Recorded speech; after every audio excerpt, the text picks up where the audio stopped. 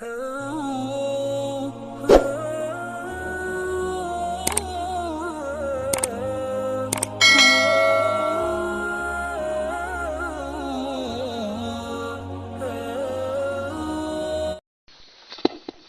بالله من الشيطان الرجيم. بسم الله الرحمن الرحيم. وظللنا عليكم الغمام وأنزلنا عليكم المن والسلوى كلوا من طيبات ما رزقناكم وما ظلمونا ولكن كانوا أنفسهم يظلمون. صدق الله العظيم. سورة البقرہ آیت نمبر 57.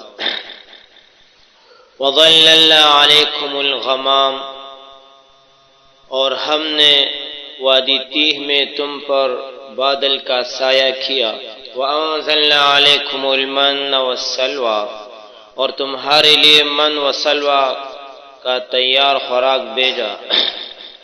کلوا من طیبات ما رزقناکم، ہم نے کہا کھاؤ پاکیزہ چیزیں جو ہم نے تم کو دی.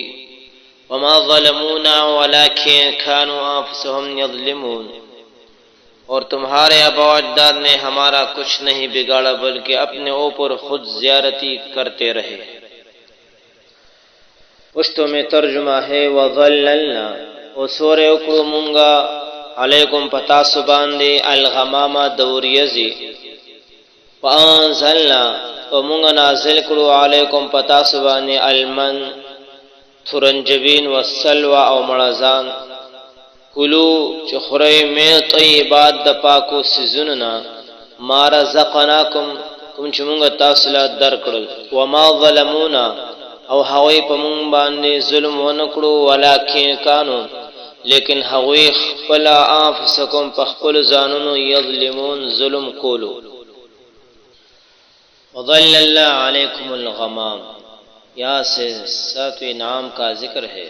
جب بنی اسرائیل کو عمالقہ سے جہاد کرنے کا حکم ہوا تو بہت شاک اور گراہ ہوا. بالآخر یہ کہہ دیا کہ اے موسیٰ علیہ السلام، تم اور تمہارا رب جا کر جہاد و قتال کر لو، ہم یہی بیٹھے ہیں.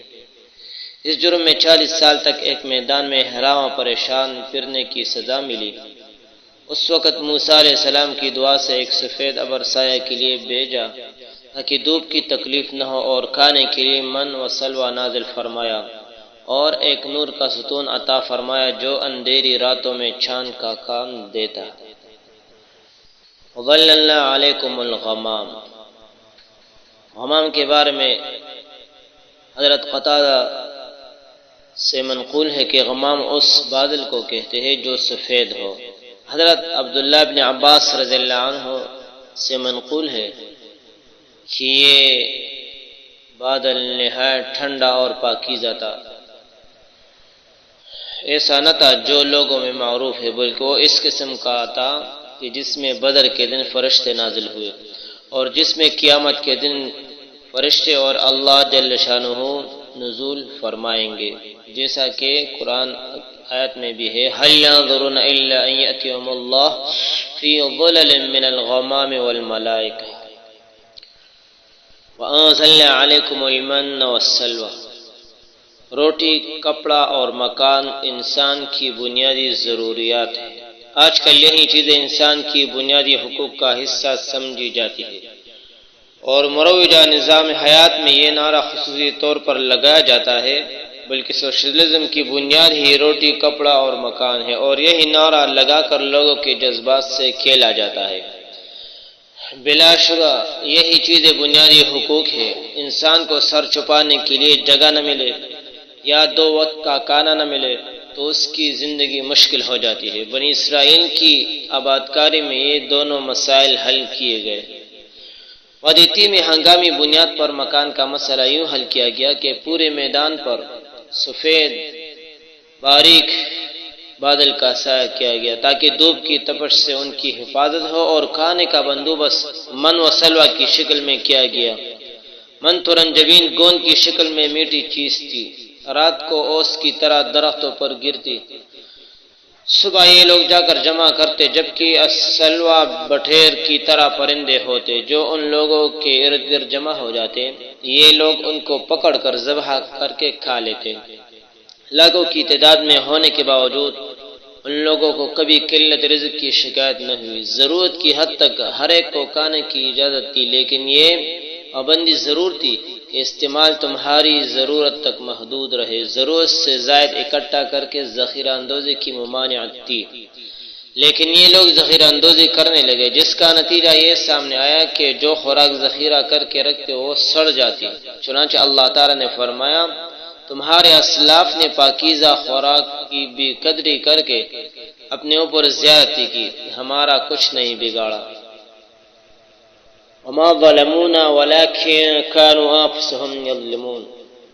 اول ظلم یہ کیا کہ ذخیرہ کر کے رکھا تو گوشت سڑنا شروع ہو گیا، دوسرا مبادلہ چاہا کہ مسور، گیہوں، پیاز وغیرہ ملے، اس طرح طرح طرح کی تکلیف مشقت میں مبتلا ہوئے۔